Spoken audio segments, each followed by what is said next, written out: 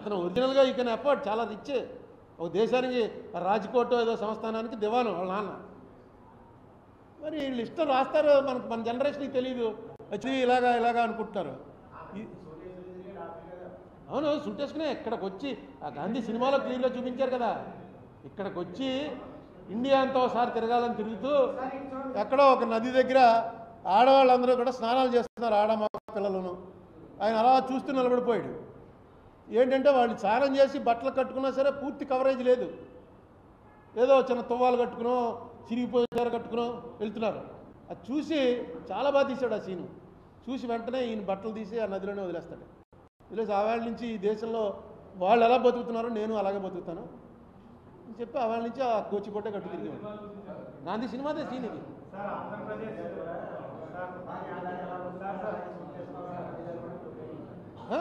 మోడీ గారి సూట్లు ఇవన్నీ పర్సనల్, కొంతమందికి మంచి బట్టలు వేసుకుని వెళ్ళి తిరగాలని ఉంటుంది, కొంతమందికి ఉండదు. ఇవి కాదు గాంధీని తప్పు పట్టడం అంటే వాళ్ళకి ఏంటంటే బేస్ ఈ దేశంలో మనం అనుభవిస్తున్న సెక్యులరిజం గాంధీ గారి నిర్వచనం.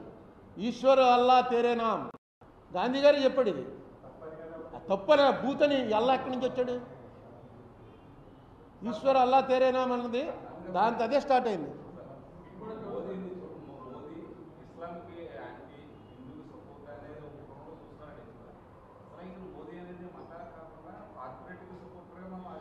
అదే చెప్పాను, క్యాపిటలిజం. మీకు వాళ్ళకి పటేల్ అంటే ఎందుకు ఇష్టం అంటే, Patel capitalism supporter, Nehru socialism supporter. అది వాళ్ళ మధ్య ఉన్నది అసలు ఘర్షణ.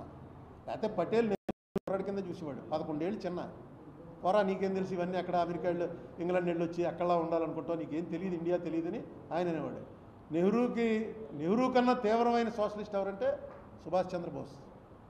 సుభాష్ చంద్రబోస్ అన్నవాడు అసలు వీళ్ళకి ఈవేళ ఆయన కూడా వీళ్ళు సుభాష్ చంద్రబోస్ని గాంధీ గారే దెబ్బేశాడు, పటేల్ని గాంధీ గారే దెబ్బేశాడు అని చూపిస్తున్నారు. అసలు సుభాష్ చంద్రబోస్ అన్నవాడు 1939లో ఒక ఎలక్షన్ జరిగితే చెప్పాడు, కాషాయ బట్టలు వేసుకుని ఎవడని చోటు అడిగితే కాల్చిపారేయండి అన్నాడు. ఎందుకంటే మతం పేరుతో రావడానికి చూస్తున్నారు, ఇన్ఫిల్ట్రేషన్ రానీకండి అని చెప్పాడు.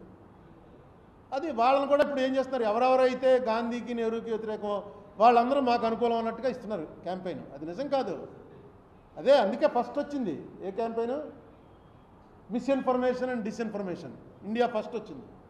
అన్నీ కేవలం పచ్చి మనకి ఇంతకుముందు చందమామలో వచ్చేది బేతాళ కథలు, ఆ కన్నా కేవలం కల్పితం అని రాసి ఉండేది ఇలా బ్రాకెట్లో.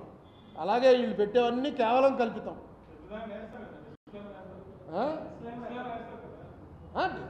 డిస్క్లైమర్ మనం అన్నీ ఎవడ చూస్తాడు, ఇలా పట్టింది. ఇప్పుడు ఇందాక అడిగారుగా గాంధీ గారు ఇలాంటి కదండి అలాంటి కదండి అని.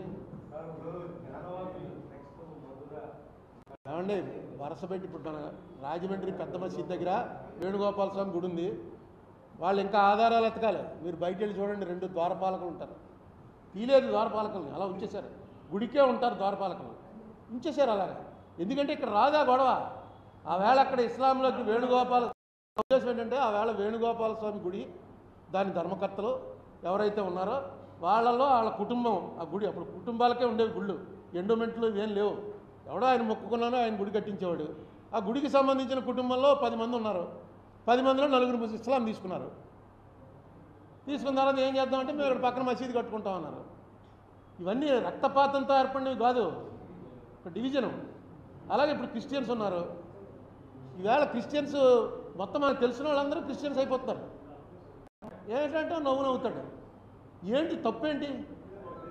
అతనికి ఏదో నమ్మకం కుదిరింది. దేవుడు అనేది ఒక విశ్వాసం, ఒక నమ్మకం. అతనికి ఏదో నమ్మకం కుదిరింది.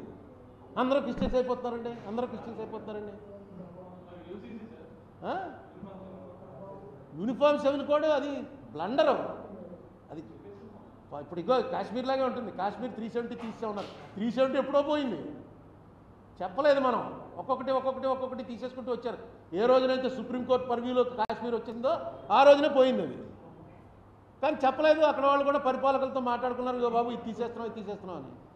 ఈవేళ 370 అన్నది తీసేసాం. ఈవేళకి కూడా 4 జిల్లాల్లో వాట్సాప్ కానీ వైఫై కానీ లేవు. 4 జిల్లాల్లో ఇంటికో ఒక మిలిటరీ వాడు ఉన్నాడు. ఆ 4 జిల్లాల వైపు వాడు వెళ్ళడానికి లేదు. పూర్వం మామూలుగా పాకిస్తాన్ ఆక్యుపైడ్ కాశ్మీర్కి ఇక్కడికి ఏముండేది కాదు, అటే వెళ్ళేవాడు ఇటే వస్తుండేవాడు.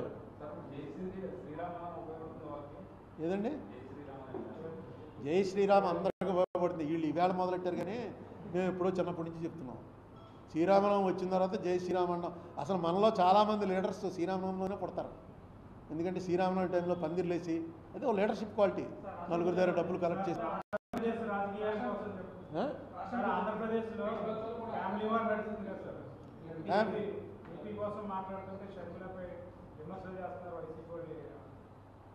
ఇవన్నీ ఇవి కొత్త ఏముందండి.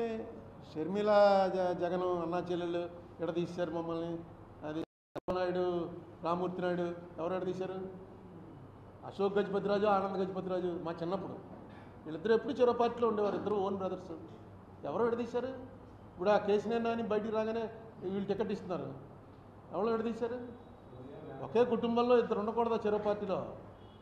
ఇప్పుడు ఏంటంటే వాట్సాప్ యూనివర్సిటీలో ఇంకా వాళ్ళ ఇష్టం ఏదో రీసెర్చ్ మెటీరియల్ అంతా పెట్టేస్తుంటారు. ఎక్కడా లేని షర్మిల అన్న మనిషి కాంగ్రెస్లో చేరటం న్యాచురల్గా జరిగింది. ఎందుకంటే ఆవిడకి అది న్యాచురల్ కోర్సు. కాంగ్రెస్లో చేరాలి. ఈవేళ ఉన్న పరిస్థితుల్లో డెఫినెట్గా కాంగ్రెస్ స్ట్రెంగ్తన్ అవ్వాలి. ఆవిడ ఎంత స్ట్రెంగ్తన్ చేయగలదో నాకు తెలియదు కానీ కాంగ్రెస్ ఈ దేశంలో స్ట్రెంగ్తన్ అవ్వాలి. రూలింగ్కి వచ్చినా రాకపోయినా అపోజిషన్ పార్టీగా బలపడాలి.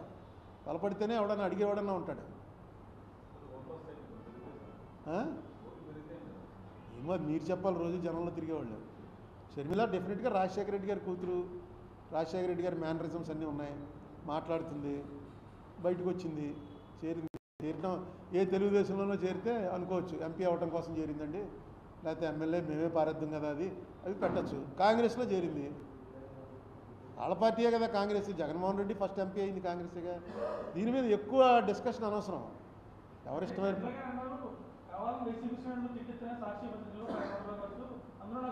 ఆవిడికి మీ ద్వారా నా సలహా ఏంటంటే వాట్సాప్ యూనివర్సిటీలోకి అసలు వెళ్ళకండి.